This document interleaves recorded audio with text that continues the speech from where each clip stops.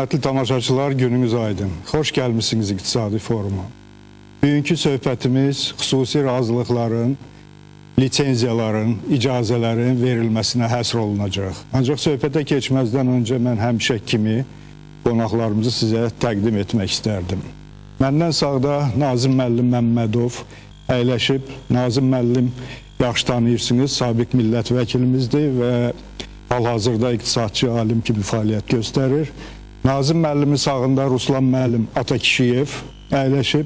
Ruslan müəllim iqtisadi resursların öyrənilməsi İctimai Birliyinin rəhbəridir. Məndən solda Sevgin müəllim Rəhmanov əyləşib.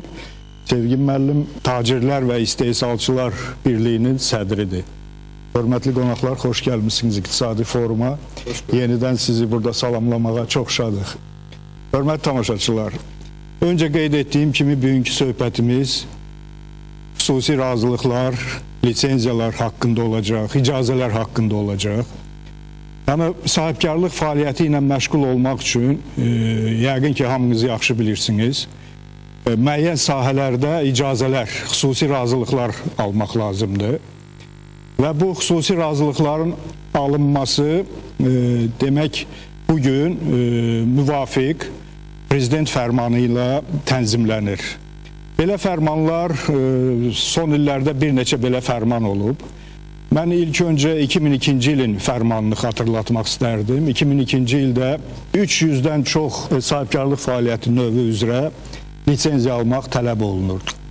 Amma 2002-ci ildə müvafiq görüşdən sonra, sahibkarlarla olan görüşdən sonra rəhmətli prezident yeni bir fərmana imza atdı və həmin fərmanla 300-dən çox lisenziyaların sayı təxminən 30-a qədər endirildi.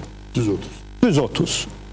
Bundan sonra son illərdə bir neçə dəfə bu və ya digər təbii ki, obyektiv səbəblərdən yeni lisenziya növlərini, yəni yeni digər sahibkarlıq növləri üzrə lisenziyaların verilməsi vacibliyi yeni fərmanlarla təsdiq olunub. Və bugün lisenziyaların ümumi sayı demək 58-ə çatıb, səhv etmirəmsə.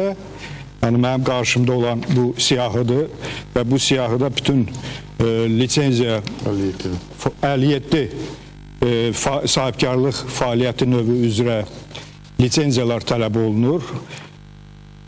Bu barədə biz danışacağıq. Yəni, nə dərəcədə bu sayda vacibdir lisenziyaların verilməsi. Bəlkə burada hansısa ixtisarlar mümkündür və s. Amma yəni, iş bununla bitmir. Bu lisenziyalarla bitmir. Bu lisenziyalardan başqa sahibkarlıq fəaliyyəti ilə məşğul olmaq istəyən vətəndaşımız bu və ya digər məsələlərlə əlaqədar icazələr də almalıdır. Və icazələrin sayı 300-dən çoxdur.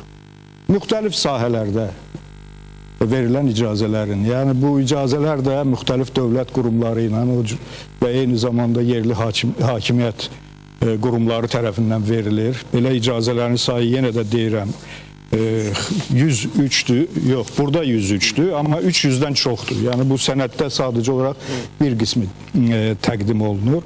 Yəni, mən istəyərdim, elə birinci sualımızı bundan başlayaq ki, Nazim müəllim, ümumiyyətlə sahibkarlıq fəaliyyəti ilə əlaqədar, bax, bu lisenziyalar, biz bir dəfə sizinlə burada bu məsələni müzakirə etmişik. Və xatırımızdadır ki, biz o zaman prezidentin fərmanını da burada alqışladıq ki, doğrudan da vacib bir fərman qəbul olunub keçən ilin oktyabr ayında. Həmin fərmanla lisenziyalara dair xüsusi qanun layihəsinin hazırlanması tapşırılıb. Bax, bu niyə gecikir bu layihə? Yəni, siz bizim millət vəkilimiz, sabiq millət vəkilimiz kimi, yəqin ki, bu prosesləri daha yaxşı təsəvvür edirsiniz. Nə ilə əlaqədar? Çünki 3 ay verilmişdi. Buyurun, Nazım müəllim. Ondan başlayaq ki, ümumiyyətcə icazəli biznes nə qədər az olsa, liberal bazar iqtisadiyyatının tələblərinə o qədər uyğun olar. Ona görə biz bu lisenziyalar və icazələr mövzusu gəldikdə dövlətin nə qədər sahibkarın işinə qarışmamağını bir o qədər alqışlayırıq. Biz ondan başlayaq ki, ümumiyyətcə liberal bazar iqtisadiyyatının ən önlü tələblərindən biri odur ki, dövlət nə qədər sahibkarın işinə müdaxilə etməsə, bir o qədər faydalı iş görmüş olar. Ona görə lisenziyalı və icazələr mövzusu gəldikdə, bizim gözümüzün qabağına gələn odur ki, məmurla sahibkarın nə qədər təması az olsa, bir o qədər də yenə Azərbaycan sahibkarı üçün faydalı olar. O baxımdan biz keçən verilişdə də 26-sı oktyabr həmin fərmana həsr olunmuş deyək verilişdə də biz dəfələrlə pozitiv notda danışdıq ki, ümid edirik ki, bundan sonra qanun çərçivəsində fəaliyyət göstərə biləcək lisenziyaların sayı, təbii ki, bunların sayı həm azaldılacaq, həm də ki, bunların verilmə qaydaları sadələşdiriləcək. Misal üçün gətirim ki, postsovet ölkələrinin hər birində, ümumiyyətcə əksəriyyətində lisenziyaların müddəti yoxdur. Yəni, sahibkara bir müddət qoymaq, yəni bizdə siz bilirsiniz ki, elə fəaliyyət növləri var, hətta bir il ona lisenziya almaq məcburiyyətində qalır sahibkar. Eyni zamanda 5 ilə qədər əksər fəaliyyət növləri 5 illə məhdudlaşır. Ancaq biznes sahəsinə vəsait qoyan iş adamı, sahibkar ola bilər ki, o vəsaitini 10 ilə, ola bilər ki, 20 ilə, ola bilər ki, 30 ilə qaytara bilməyəcək. O baxımdan lisenziyanın müddəti qoyulması anormallıqdır. Mən ümid edirəm ki, yeni qanun layihəsi hazırlanan zaman, yəni qanun layihəsinin gecikməyinin səbəbi mən ancaq bu bürokratik amillərlə əlaqələndirirəm. Düzdür, Cənab Prezident sonuncu, Nazirlər Kabinetinin sonuncu iclasında bir daha onu göstərdi ki, təbii ki, mənim verdiyim tapşırıqlar vaxtında və dəqiq yerinə yetirilməlidir, icra olunmalıdır. O cümlədən elektron hökumət bilirsiniz layihəsi başa çatıb. Ancaq bu layihənin icrası ilə bağlı kifayət qədər suallar var və lisenziyaların, icazələrin verilməsi elektron hökumət layihəsi çərçivəsində asanlaşacaq. Yəni buna ümidimiz çoxdur. Ancaq ümidlər bir yana, ancaq məmurların gördüyü işlər də öz sahələrində yenə də sahibkarların fəaliyyətinə müdaxilə etməyi qanun çərçivəsində müdaxilə alınır, ancaq faktiki olaraq onların işlərinin məhdudlaşdırılmasına gətirib çıxardır. Sahibkar əgər sabahki günə əmin deyilsə ki, yəni onun lisenziyasının vaxtı dayandırıla bilər, onun lisenziyasının müddətli olması ona bir psixoloji təsir bağışlayır və təbii ki, o vəsait qoyamayacaq. Ona görə investisiyanın gəlişini stimullaşdıran bütün ölkələrdə, yəni lisenziyaların az olmasıdır, icazələrin az olmasıdır, onların sadə olmasıdır və bunu biz yaddan çıxartmamalıyıq ki, qeyri-neft sektoru hələ də bizim istədiyimiz qədər inkişaf etməyib və bu sahədə məmurların nə qədər müdaxiləsi az olsa, bir o qədər faydalı olar. Həm də ki, axı bu icazələr istər-istəməz negativ halların risklərini artırır. Mən təbii ki, rüşvətxorluğu nəzərdə tuturam. Yəni, nə qədər çox icazə almalı olursa sahibkar, bu risklərdən bəziləri yan keçə bilir, amma bəziləri risklərlə toqquşanda məcbur olurlar. Yəni, prosesləri sürətləndirmək üçün... Əksər hallarda... Əksər hallarda bu subyektiv amillərlə bağlıdır. Təbii ki, məmur öz sahəsinə rəhbərlik edən məmur, əgər o sahədə sahibkarlığın inkişafı ilə bağlı o bir məhdudiyyət, yəni lisenziya vasitəsilə məhdudiyyət yarada bilmək imkanı qazanırsa, deməli, bu sahədə insarçılıq artacaq, bu sahədə rüşvətxorluq artacaq, bu sahədə özünə yaxın bildiyi sahibkarlar çoxalacaq, yəni dırnaqarası sahibkarlar. Həmin məmur təbii ki, işdən kənarlaşdıqdan sonra onun yerinə qoyulan başqa məmur yenidən təzə sahibkarlar, deyək ki, özünə dırnaqarası sahibkarlar yaradacaq. Bu da yenə cəmiyyətdən narazılıq yaradacaq. İstənilən halda bu çox mənfi haldır.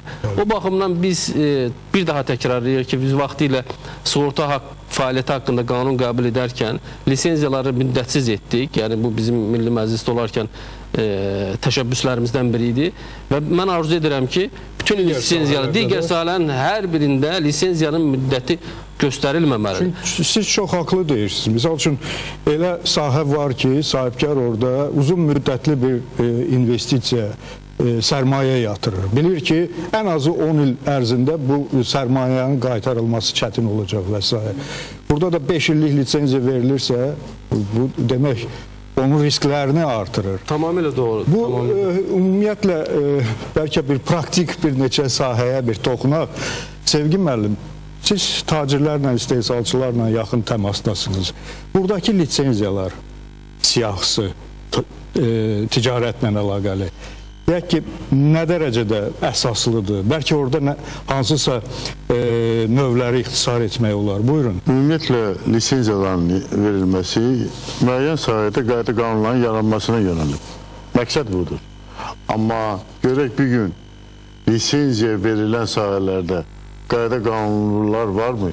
O qayda qanunlara, həmin lisenziyanın şərtlərinə əməl olunurmu? Əlbəttə ki, çox hallarda yox. Lisenziya verilirsə, həmin şərtlər, lisenziyada olunan sözlər yerinə yetirilmirsə, deməli, bu lisenziyanın verilməsi ancaq rüsumların alınmasını məqsədə daşıya bilər. Əgər əməl olunursa, onda bu verilməlidir. Məsəl üçün, konkret olaraq ticarətdə spirtli içkilərin bir tütün məmulatının lisenziyası var, satışında. İstehsalında da, ithalında da, satışında da var. Bugün istehsalına deyə bilməzdim, ola bilsin lazımdır, amma ithalına, əgər biz rəqabətdən danışırıqsa, niyə ithalına qadağalar qoyulsun, niyə lisenziya tələb olunsun? Sahibkarlıq fəaliyyətində məşğul olmaq istəyir, gedib danışar, müqavilə bağlayar, Azərbaycana əmin o tütün məmulatlarını, spirtli içkiləri gətirər. Niyə qadağa qoyulur?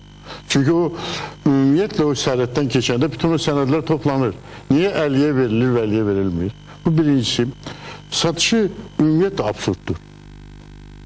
Satışa lisenziya verilməsi. Bir yandan yaxşıdır. Orada şərtlər var. Məktəblərin yanında tütün məmulatının satılması qadağan olunur. Dənə-dənə siqaret satılması qadağan olunur. Xəstəxanaların yanında satılması qadağan olunur və ilaxır və əvvəllər bu şərtlər indi də var. Nazirlər Kabinetinin qərarı indi də var. Amma 10 il bundan qabaq o lisenziyanı almaq üçün kassa aparatları mütləq şərt idi. Qəzet butikalarının, kioskalarında siqaretlərin, tütün məmulatının, spirtli içkilərin satılması qadağan idi. Bugün onlar aradan götürülüb. Mütləq kassa aparatları olmalıydı, seyfləri olmalıydı, ticarət sahəsinin müəyyən bir kvadrat metr olmalıdır. İndi baxırsınız, cəmisi 6-8 kvadrat metr mağazada tütün məmulatı da satırlar, kalbasa məmulatı da satırlar, spirtli içkilər də satırlar. Bunlar belə bir şərait gətirib çıxardır ki, rüşvətxorluğa, korrupsiya yol açan hadisələrdən biridir. Çünki burada 220 manat yazılıb satışına verilən lisenziya. Həm spirtli içkilərin, həm tütün məmulatının 220 manatı 5 illikdir. 2002-ci ildə, bayaq siz dediniz, 273 lisenziya növü var idi. Rəhmətli bizi ilə görüşəndən sonra bunların sayı 30'a indi. Bugün mən yenə də baxanda 57'də qalxıb. Mən bunları hardasa bəziləri var ki, Fövqəladə Hallar Nazirliyinin açılması ilə əlaqədar olaraq demək olar ki, bu 27'nin hardasa bir 20'ye yaxını Fövqəladə Hallar Nazirliyinin fəaliyyəti ilə bağlıdır. Amma orada başqa bir sahələr var ki, məsəl üçün 51-3'də dövriyyəsi, qiymətli metalların və qiymətli daşların, onlardan hazırlanan məhsulların, o cümlədən zərgərlik və digər məişət məmulatlarının toptan və pərakəndə satışı ailədən satın alınması. Niyə buna lisenziya olmalıdır? Zərgər lisenziya almalıdır. Almalıdırsa, bugün şəhərin çox yerlərində, kənar yerlərində əlvan metalları yığılır. Heç birinin lisenziyası yoxdur. Qapı-qapı düşüb, kənd yerlərində əlvan metallar toplayırlar. Onların lisenziyası mı var mı? Ona görə də mən ümumiyyətlə bəzi insanların, sahibkarların lisenziya alıb fəaliyyət göstərməsi ilə, bəzilərinin isə lisenziyasız fəaliyyət göstərməsi ilə bunlarda maraqlar üst-üstə düşmədiyinə görə müəyyən bir vəziyyətlər, pis vəziyyətlərə gətirib çıxardır. Çox sağ olun Sevgi müəllim. Mən indi istəyərdim ki, Nazım müəllim, yenidən sizə müraciət edəcəyəm. Ümumiyyətlə, əsas prinsiplər, bax, yeni qanunda hansılar əksini tapmalıdır bu lisenziyalaşma ilə əlaqədar. Amma bu suala cavab verməzdən öncə üzr istəyirəm, qısa bir ara verməliyik. Hörmətli tamaşaçılar, bizdən ayrılmayın. Söhbətimiz davam edəcək. Hörmətli tamaşaçılar, müzakirəmiz davam edir. Nazım müəllim, hansı əsas prinsiplər öz əksini tapmalıdır yeni qanunda? Ümumiyyətlə, dünya təcrübəsinə biz baxsaq, liberal bazar iqtisadiyyatı oturuşmuş ölkələrin hər birisində, həm də Ümumi Dünya Ticarət Təşkilatında qəbul olunmuş ölkələrdə bir mənalı olaraq tələb qoyulur ki, lisenziyanın verilməsi, deyək ki, siyasəti müəyyən edən orqanla əlaqəli olmamalıdır. Yəni, deyək ki, Səhiyyə Nazirliyi və yaxud Təhsil Nazirliyi təhsillə, səhiyyə ilə həm məşğul olduğuna görə, siyasət apardığına görə, dövlət siyasətini orada tənzimlədiyinə görə, həm də icazə verən funksiyanı yerinə yetirməməlidir. Yəni, bu maraqların toqquşmasından qaynaqlanan məsələdir. Və lisenziya verən orqanlar tam müstəqil olurlar, heç bir nazirliklə əlaqələri olmur. O baxımdan biz baxdıqda ki, həm bayaq Sevgin müəllim də qeyd etdi ki, idxal məsələlərində əgər Gömrük Komitəsi müəyyən broker fəaliyyətinə icazə verirsə, bu deməli idxalda insarçılığı daha da artırır və problemi daha da çoxaldır. Eyni zamanda qeyd etdiyim kimi, mərkəzi icra hakimiyyəti orqanları, ayrı-ayrı orqanlar öz büdcəsini doldurmaq xətrinə müxtəlif lisenziyalar, müxtəlif qiymətlər qoymaqla, şişirdilmiş qiymətlər, yəni bu onların o lisenziya verməyə çəkilən xərcləri adekvat olmayan xərclər qoyulur. Deyək ki, niyə radioaktiv maddələrin deyək ki, istehsalınla və yaxud istismarınla məşğul olan quruma 2200 manat tətbiq olunur, niyə 22.000 idxalda deyək ki, gömrük brokerinə. Yəni, fərqli xərclərdir, fərqli məsələlərdir, fərqli məsuliyyətlərdir. Prinsip ondan ibarət olmalıdır ki, lisenziya əgər fiskal məqsəd daşımırsa, lisenziyanın verilməsi, yəni deyək ki, bu nə bilim, kazinodursa, ya nədirsə, bu kimi bir şey deyilsə bu fəaliyyət növü, onda yəqin ki, rüsumun həcmi ümumiyyətlə müvafiq deyək, xərclərin ödənməsinə kifayət etməlidir və onunla da məhdudlaşmalıdır. Tamamilə doğrudur. Yəni, həmin icra hakimiyyəti orqanının çəkdiyi xərclər o lisenziyanın verilməsi ilə bağlı, yəni onun kalkulyasiyası çıxarmalıdır. Dəqiq olmalıdır ki, bu lisenziyanın verilməsinə bu qədər xərc çəkilib və onunla biz dövlət büdcəsinə bir qatqı edə bilməz o həmin icra hakimiyyəti orqanı. Ancaq sahibkarlıq mühitini kifayət qədər məhdudlaşdıra bilər və insarçılığa şərait yarada bilər. O baxımdan mənim təkliflərim, əgər belə bir qurum yaradılacaqsa, bu Nazirlər Kabinetinin yanında olmalı, ya bir başa ölkə başçısına tabi olmalıdır ki, onun bir statusu qalsın. Siz bilirsiniz ki, bütün məsələlər istehlakçının mənafeyinə söykənməlidir. İstehlakçının mənafeyi də onu göstərir ki, nə qədər hansı sahədə fəaliyyət növündən çox insanlar, çox sahibkarlar məşğul olsa, bir o qədər rəqabət mühiti yaxşılaşar və qiymətlər ədalətli olar. Biz demirik ki, burada qiymətlər avtomatik olaraq düşməlidir, düşəcək. Təbii ki, düşmə istiqamətində gedəcək. Ancaq qiymətin ədalətli olmağı bugün vətəndaşı maraqlandırır. Siz fərq edin ki, əgər bir fəaliyyət növündən az sahibkar məşğul olursa, bir korporativ maraqlardan çıxış edərək onlar, təbii ki, o sahədə insarçılığı daha da sürətlə artıracaqlar və vətəndaşın mövqeyinə zidd addımlar atacaqlar. Nazım, bu baxımdan... Mən üzr istəyirəm, sözünü keçirəm. Bugün bir aya yaxındır. Tütün məmulatlarının, idxal olunan tütün məmulatlarının qiyməti 15, 30, 20 qəpik qalxıb. Heç kim buna açıqlama vermədi. Verilmirdi. Bu nədən ibarət gəlir? Çünki bugün Azərbaycana tütün məmulatlarının idxalı ilə məşğul olan demək olar ki, 3 ya 4 şirkət var. Bunların əlindədir. Amma Azərbaycanda qanun var ki, sövdələşmə edən qiymət qoymaq olmaz.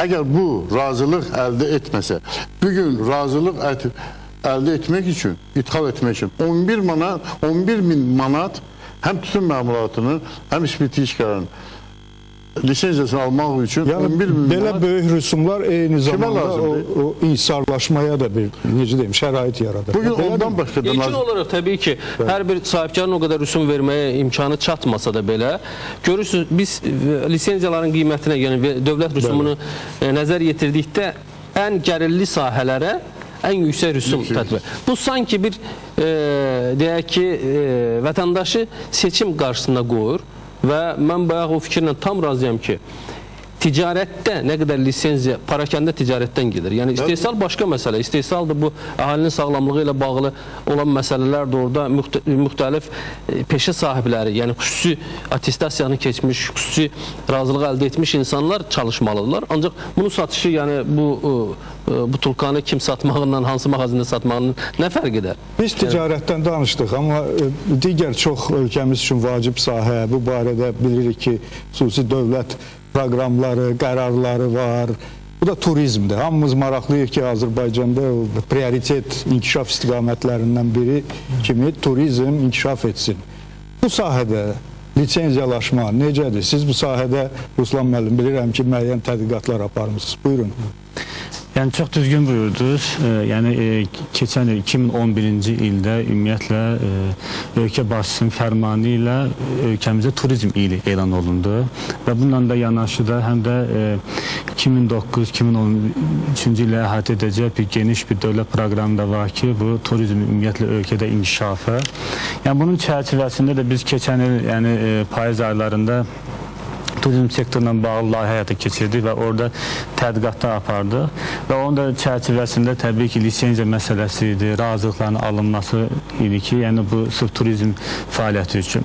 Yəni qeyd edək ki, bu günlərin turizm fəaliyyəti üçün ümumiyyətlə lisenziya alan zaman, yəni 5 il müddətinə hardasa 5500 manat pul ödəmək lazımdır. Amma mehmanxana, yəni tipli turizm fəaliyyətində məşğul olduqda isə bu 1500 manat yəni pul ödəmək lazım gəlir lisenziya üçün.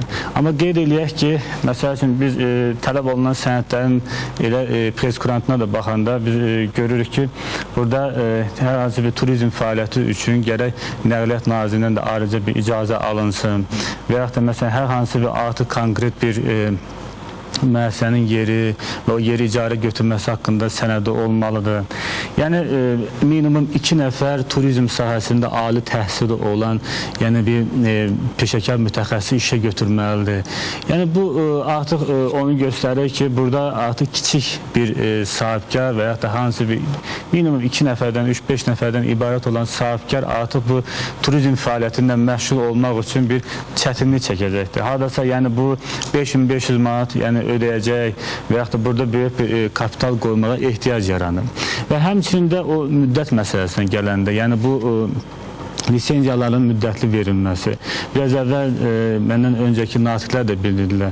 Ümumiyyətlə, investisiya mühiti, sahibkarlıq mühitini şərtləndirən məsələlərdən biri ondan ibarətdir ki, biz həmişə çalışırıq ki, davamlı iqtisadi inkişafda ən yaxşı rol oynayan investisiyalardan biri, yəni sırf uzun müddətli və daha böyük, iri həcmli investisiyalardır.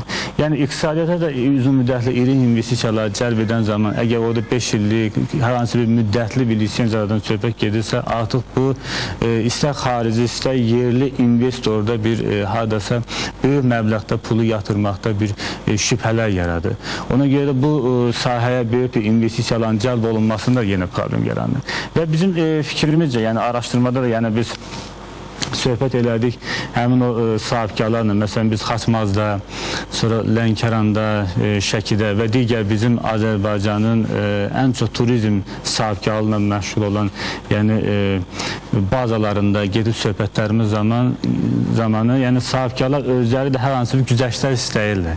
Yəni belə deyək ki, məsəl üçün Gürcüstan misalı üçün qeyd edə bilək ki, Gürcüstanda turizm sektoru bir prioritet sektor kimi elan olundu. Orada lisenziyalar verilir mi? Orada sırf turizm sektorunda məşğul olanda, artıq xarici investisiya gəlib qoyanda onu minimum 5 ilə yaxın bir vergilərdən azad edilmə məsələsi qoydu. Lisenziya var mı? Yəni, artıq lisenziya olduğu məbləğlər çox aşağıdır və bu hardasa belə deyək ki, o vergidən azad olunanda artıq digər məsələlər artıq çox böyük bir yəni az bir məsələlərdən necə deyək ki, razı almaq lazımdır. Təbii ki, yəni hansı sahədə bu fəaliyyətə başlayacaqdır. Belə yəqin səbəblərdən biri budur ki, Gürcüstanda turizm xeyli inkişaf eləyib və turistlərin ölkəyə mən dəqiq rəqəm yadımda deyil, amma keçən il 3 milyon 300 min gələn il 5 milyondan yuxarı insanın gələcəyi, turist olaraq gələcəyi. Xüsusi siyasət aparılır bu sahədə, təşviq siyasəti, onun da nəticəsi budur. Bu siyasətin kökündə çox üzr istəyirəm nə durur? Və həm İqtisadi İnkişaf Naziri oranın, həm də Mədəniyyət Naziri hətta Bakıda konferans keçirdilər və elan etdilər ki, biz torpağı pulsuz veririk həmin sahibkarlara və 5 il vergidən azad edirik. Yəni bu ölkəyə kim turizm sektoruna vəsait yatırmaz ki? Həm də qeyd edim ki, Gürcüstanda lisenziyaların verilmə qaydası çox sadədir və ayrıca bir idarə, lisenziyalar idarəsi bundan məşğul olur. Yəni ayrıca bir dövlət qurumu yaradılıb və bu tam Avropa standartına uyğunlaşdırılmış bir sistemlə işlənilir orada. Yəni ona görə o sahədə torpaq sahəsinin ayrılmasını mən təsadüfən elə buna dair icazənin alınması üçün hansı instansiyalardan keçmək, nə qədər ərizə yığmaq, yəni belə bir bizdə bürokratiya inkişaf eləyib ki, bu da inkişafımıza mane olan bir hamilə çevrilir. Buyurun, Ruslan müəllim, siz davam edin. Çox düzgün buruldu. Deyək ki, orada Batımda yəni böyük bir turizm bumunun yaşanması təbii ki, o işlərin nəticəsidir. Yəni biz fikirləşirik ki, bizdə yaxşı olar ki, elə turizm sahəsi, prioritet sahə kimi önə çəkilsin. Elə biz sahibkarlarla görüşəndə də onlar da elə öz istəklərini bildirdilər ki, yaxşı olar ki, vergilərdə müəyyən bir müddət bu sahədə güzəştlər olsun. Elə lisenziyalaşmanın özünün bir diversifikasiya edilməsi daha yaxşı olardı. Yəni bu turizm sahəsi götürəndə biz təhsil bu mehmanxana və yaxud da ki, ümumi turizm fəaliyyətindən biz 5500 deyiriksə, bu axı dağ turizmi ayrıdır, idman turizm ayrıdır, piyada turizmidir, su turizmidir, hətta deyək ki, məsəl üçün mədəni turizmdir, məsələn, sağlamlıq turizmlərdir. Yəni bu fərqlilik olduğuna görə bunlara da müxtəlif fərqlənməklə yanaşır. Turizm sahəsində lisenziya aradan qaldırılarsa, hansı fəlakətlər baş verir? Fəlakət belə deyək ki, yəni fəlakət olmaz. Yəni burada nə lazımdır? Yəni burada yəni təbii ki, onda daha da yəni çox insanlar yəni hər yəni bu sahəyə gələcəkdir. Elə biz bunu istəyirik. Bəli, yəni mən çox üzr istəyirəm. Bizim məmurlar bir şeyi qarışıq salırlar. Lisenziya ilə attestasiyanı. Yəni attestasiya hər sahədə olmalıdır ki, bu xidməti göstərən şəxs və yaxud bu istehsalı həyata keçirən bu müəyyən sektorda bu profesional bilgilərə cavab verirmi, malikdirmi? Yəni bunun yoxlanılmasını keçirib ediblər icazələrin verilməsi, lisenziyaların verilməsi və o sahədə deyək ki, birbaşa inhisarçılığı törədən amillər həmin lisenziyaların verilmə qaydalarıdır. Bu baxımdan attestasiya ilə lisenziyanı bəzən səhv salmasınlar. Nazım müəllim, bəs ümumiyyətlə bu və ya digər sahibkarlıq sahəsi üzrə lisenziyanın verilib-verilməməsi məsələsi hansı prinsipə əsaslanmalıdır? Nəyə görə bax bu sahəyə mütləq lisenziya nəzərdə tutulmalıdır, burada isə yoxdur. Təbii ki, ilk öncə insanların sağlamlığı, ekoloji mühitin ətraf mühitə təsiri nəzərə alınaraq elə sahələr var ki, onlar mütləq icazə alınmalıdır, mütləq lisenziyalaşdırılmalıdır. Və əslində lisenziyaların bayaq verilişin əvvəlində də qeyd etdiyi çox olması o ölkədə investisiya mühitinin pis olmasından xəbər verir. Və icazəli biznes ola bilməz. Sovet İttifaqı dağıldıqdan sonra siz bilirsiniz, bu şirkətlər yaranan zaman, onların nizamnamələrin qeydiyyata düşən zaman belə bir ifadə var idi ki, qanunla qadağan olmayan fəaliyyətin hamısı icazəlidir. Yəni, ancaq bu qanunla qadağan olunmayan dedikdə bizim ayrı-ayrı qurumların rəhbərləri bu sahəni özləri üçün prioritet qazanc mənbəyi hesab edərək bu sahələrdə özlərinə məxsus insanları, özlərinə aid olan şirkətləri birbaşa lobbiçilik maraqlarından çıxış edərək bu sahədə inhisarçılığın yaradılması ilə məşğuldular. Yəni bu son dərəcədə absurd bir məsələdir və qeyd edim ki, elə Gürcüstandan misal gətirdik. Gürcüstanda səhiyyə ocaqlarına lisenziya verilmir, sadəcə attestasiyadan keçirlər. Bu həkimdirmi? Bunun profesionallığı varmı? Yəni bu insanları müalicə edə bilərmi? Yəni bu baxımdan baxırlar. Yoxsa biznesmen, sahibkar, Yəni əgər vəsait həkim də qoysa, gərək müvafiq sertifikatı nazirlikdən yox, ayrıca bir qurum, xüsusi bir qurumdan təbii ki, ora nazirliklərin mütəxəssisləri dəvət olurlar. Ancaq bir məsələ var da, deyək ki, biri gəlsin bir klinika tiksin Azərbaycanda, 30 milyon, 40 milyon vəsait qoysun və ona gəlsin Səhiyyə Nazirliyi lisenziya verməsin. Yəni ora bir anormallıqdır. Yəni və yaxud təhsil sahəsini götürürük. Universitetlər siz bilirsiniz ki, qanunla bizdə 92-ci ildən özəl universitetlər fəaliyyət göstərirlər.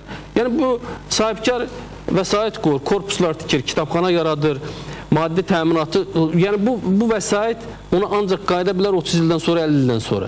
Buna 5 il lisenziya vermək hansı məntiqə əsaslanır? Hansı əsas? Yəni bunu bir siyasi alətə də çevirə bilən məmur tapıla bilər. Yəni burada əsas prinsip siz demişkən o olmalıdır ki, bu və digər biz sahibkarlıq fəaliyyətinə o zaman xüsusi lisenziya nəzərdə tuturuq ki, orada ölkə üçün, sağlamlıq üçün, ətraf mühit üçün təhlükə yaranır. Əgər bütün digər hallarda liberallaşmalıdır. Tamamilə doğru. Bəli. Elementar tibb universitetini qutaran həkim stomatolog. Niyə bu stomatolog işləmək üçün? Hökumət dövlət müəssisəsində yer yoxdur. Stomatologun sayı çox, müəssisələrdə insan azdır. Niyə bu özünün fəaliyyətini başlamaq üçün lisenziya almalıdır? Kabinetin üçün lisenziya almalıdır. Fəaliyyəti üçün lisenziya almalıdır. Və 5500 manat hala bu kağızdadır. Ondan nə qədər? Ona görə də bir gün poliklinikalarda 0,25%, yəni bir simində 4 həkim işləyir. 0,25%-ə dayanan həkimlər işləyir, stomatologlar işləyir. O 0,25-ə biz nə dedik? Saat 8-dən 12-yə qədər, 2-yə qədər. 6 saat ərzində 4 həkim değişmir. Bir kresloda 4 həkim değişməlidir. Bugün absurddur bu. Nəyə gətirib çıxardır? Baş həkimlər rüşvət alırlar. Həmin o kresloları satırlar. Bir stavkanı 4 yerə bölürlər. Ticarətdə, yenə qaydırıb ticarətə. Kim verir lisenziyaları? Rayon icra hakimiyyəti, icra strukturları. Yox, mavinlər məşğul olur bununla. Bakı şəhərində departament qalıb, mövcuddur. Amma rayonlarda mavinlər. Axı bu lisenziyanı verdi. Bu son lisenziyaya tələb olunan şərtləri bu uyğun gəlir, gəlmir, fəaliyyətində bunları pozur, pozmur. Həmin icra hakimiyyətinin strukturu yoxdur onu yoxlamağa. Bugün niyə biz bələdiyyələrə, əgər lisenziyalar varsa, niyə biz bələdiyyələrə, əgər bu lazımdırsa, doğrudan da bizə sübut etsələr ki, bu lisenziyalar lazım, niyə bələdiyyələrə ötürülmür bugünkü günə qədər? Niyə bələdiyyələr? Çünki bələdiyyələr sırf həmin kənddən, qəsəbəydən içindədirlər. Və bilirlər ki, hansı mağaza, hansı ticarət obyekti düz işləyir və ilaxır. Bir gün ümumiyyətlə bir absurd bir vəziyyət alınıb, bütün qanunvericilikdə. Azərbaycanda ticarət haqqında qanun yoxdur. Ticarətin qanunu yoxdur. Və bir gün qanunlar olsaydı və orada ayrı-ayrı, orada qanunda əsasnamələr var ki, tütün məmulatının satışı necə ola bilər? Spirtli içkilərin satışı necə ola bilər? Əsasnamələrdir. Bugün həmin o ticarətlə də məşğul olan insan bilər ki, bu sırf bu ticarəti etmək üçün nə lazımdır? Əgər o pozarsa, onun ancaq fəaliyyəti dondurula bilər. Amma bugün qanun olmadığı üçün heç bir əsas yoxdur ki, ticarət obyektinin fəaliyyəti dayandırılsın və yaxud. Ancaq məhkəmə yoluyla. Üçüncü bir qaydalar nə çıxır ortalığa?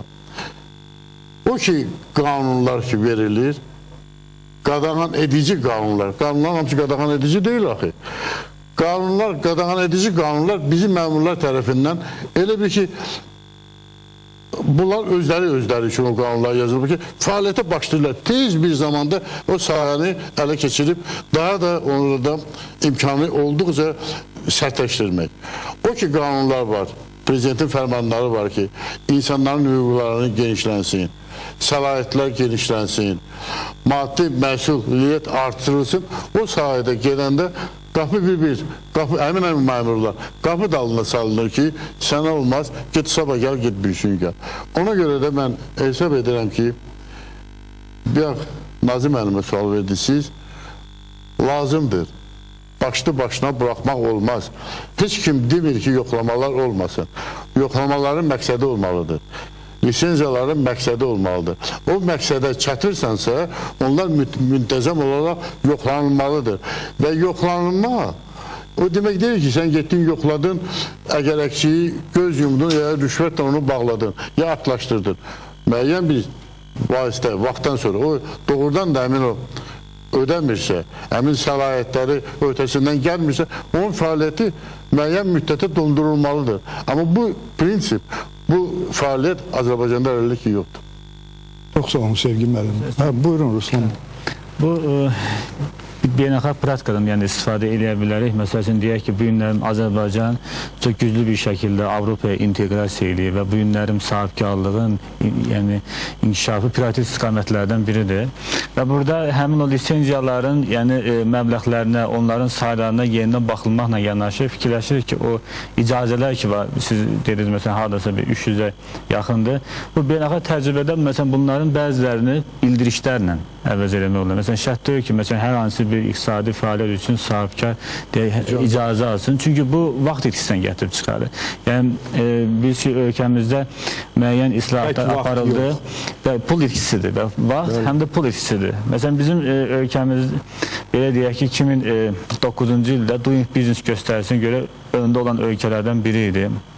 İslahatlar aparıldı, bir pəncərəli sistem quruldu. Yəni bunun əsas mahiyyətindən biri ondan ibarət idi ki, bu günlərin dünyada ölkələr maksimum dərəcədə sahibkarın dövlət arasındakı əlaqəni minimum vaxt çərçivəsində etməyə çalışırlar. Bu da həm sahibkarın vaxt ikisinin arada qaldı, həm də pul ikisinin. Çünki sahibkar nə qədər çox qazansa, o qədər də hökumətə, dövlətə daha çox pul ödəyəcəkdir. Ona görə də bu icazələrə, məsəl üçün, o müəyyən hüquqşünas tutub, onun vəzifə maaşı verir və bu icazə alınmasıyla bağlı olaraq deyək ki, vaxt sərf etməsindən səbəb bunların bir hissəsini elektron şəkilə salmaq və ya da bir hissəsini sadəcə da sahibkar bildiriş göndərsin ki, bəli, mən bu işi həyata keçirmək istəyirəm. Buna əvəz eləmək daha yaxşı olardı. Çox yaxşı nümunədir siz çəkdiniz. Doğrudan da sahibkar bildirə bilər. Əgər şübhə varsa, əgər nə bilim hansısa bir fakt, pozuntu varsa, onda hə, gedin yoxlayın, bağlayın o sahibkarlıq fəaliyyətini. Amma buradan başdan başa hamı geçsin, icazələr alsın, nə bilim və s. Bu qədər kağız, bu qədər vaxt itirmə, əsəb itirmə, ən ağırlısı da bu əsəbdir.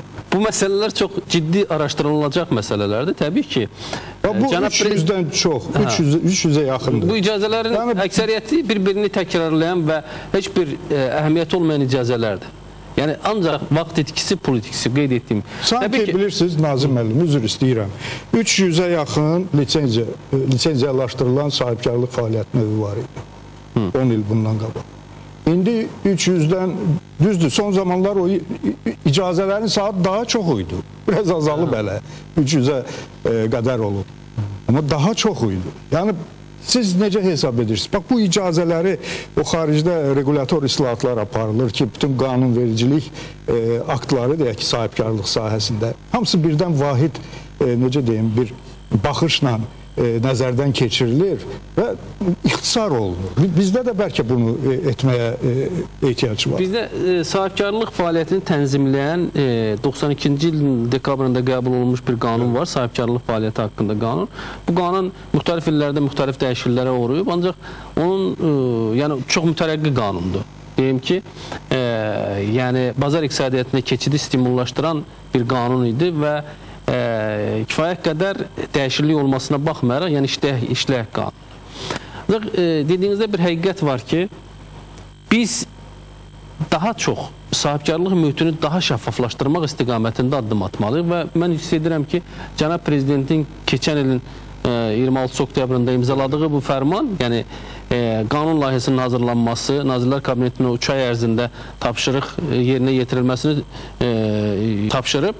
Ancaq çox təəssüflər olsun ki, 6 aydan yuxarı vaxt keçib Hələ ki qanun layihəsini biz nə Milli Məclisin saytında, nə komitələrdə, yəni başqa yerlərdə görməmişik. Və ictimai müzakirələr yoxdur. Mən ümid edirəm ki, bu ictimai müzakirələrə qoyulmalıdır. İctimai müzakirələrə çox böyük ehtiyacı olan bir qanundur. Və bu qanun, təbii ki, ondan sonra onun işlək mexanizmi olmalıdır və siz bilirsiniz, hər qanun qəbul olunduqdan sonra ölkə başçısının bir sərəncamı olur və qanunun icrası ilə bağlı halın yaradılması, ona hansı orqanın nəzarət etməsi ilə bağlı. Mən ümid edirəm ki, İqtisadi İnkişaf Nazirliyinin yanında o rəqabət mühitinə və deyək ki, istehlakçıların mənafeyini qoruyan bir qurum var. Onun düzdür statusu çox aşağıdır.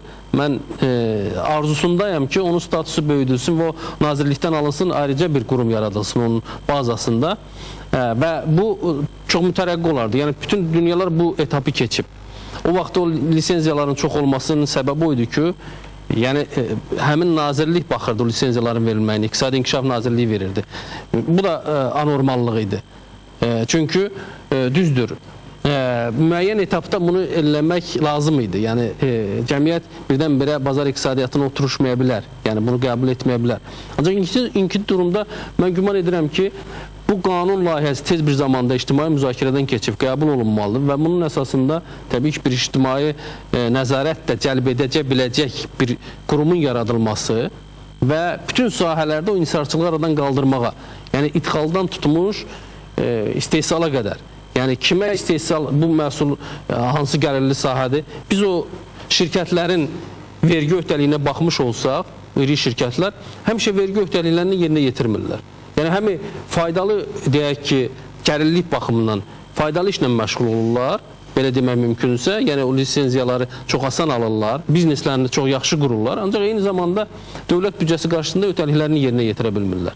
Bu baxımdan o iri vergi ödəyicilərlə də bağlı islahatlara aparılmalıdır. Siz bilirsiniz, əksəriyyət onlar da bu texniki şərtlərin alınması. Yəni siz bilirsiniz, Azər Elektrik, Azər Enerjimi, Bakı Elektrik Şəbəkəm, ayrı-ayrı bu qurumlar və yaxud Azər Qazmı, Azər Sumu, bunlar da lisenziya verirlər. Lisenziyalar bu demək deyil ki, sən o sahədə insarçılıq yaradasan və istehlakçıların hüquqlarını mənimsəyəsən. Yəni, bu çox acınacaqlı haldır və mən həqiqətən də ümidindəyəm ki, ölkə başçısının son səsləndirdiyi fikir ki, mənim tapşırıqlarım vaxtında yerinə yetirilməlidir və elektron hökumətin qurulması ilə bağlı lisenziyaların, hətta o 57 lisenziya belə qalmış olsa belə, bunların hamısı elektron müraciətlə həllini tapmalıdır və o qurumlardan o səlahiyyətlər alınıb ayrıca bir quruma verilməlidir. Son olaraq, hansı nəticələri burada bir də səsləndirmək istərdim, yəni bizim müzakirənin nəticələrini. Bir daha qeyd etmək istərdim ki, keçən il ölkə prezidentinin çox mühüm qərarı olub, fərmanı olub.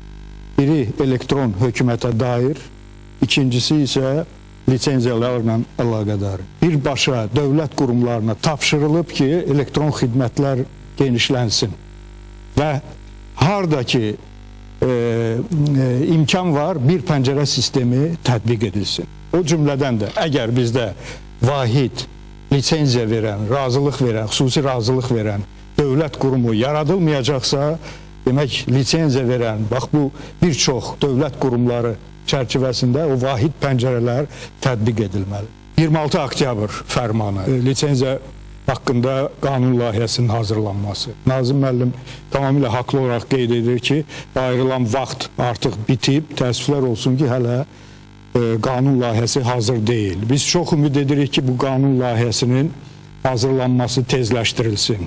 Biz hamımız buna ümid edirik. Biz hamımız ümid edirik ki, bu qanun layihəsi hazırlanarkən bir sıra çox mühüm prinsiplər nəzərə alınacaq. Birincisi, lisenziyaların verilməsi əsas prinsiplər. Yəni, lisenziya nə zaman nəzərdə tutulmalıdır? O zamanki təhlükəsizlik məsələsi var. Ölkə üçün, sağlamlıq üçün, ətraf mühit üçün və bu doğrudan da əsaslı olmalıdır. Başqa bir vacib məsələ, lisenziyaların sayının azalması. Digər vacib məsələ, rüsumlar, heç cür əsaslandırıla bilməyən rüsum dərəcələri var. Onlara yenidən baxılmalıdır. Yəni, əgər bu və ya digər rüsum bu sahədə fiskal xarakteri daşımırsa, məqsədi daşımırsa, onun həcmi müvafiq xərclərdən çox olmamalıdır. Bu icazələr, 300-ə yaxın icazə, bunların hamısına ehtiyac varmı? İcazələrin bu sayda olması liberal iqtisadiyyatın prinsiplərinə zidd olan bir şeydir. Ölkəmiz qarşısında duran qeyri-neft sektorunun inkişafı, rəqabətə davamlı iqtisadiyyatının inkişafı məqsədlərinə zidd olan bir şeydir. Hamımız ümid edirik ki, yaxın zamanlarda yeni qanun hazırlanıb qəbul olunacaq və bu problemlər aradan qaldırılacaq. Bu arzularla sizlə vidalaşırıq. Yeni görüşlərə qədər sağ olun.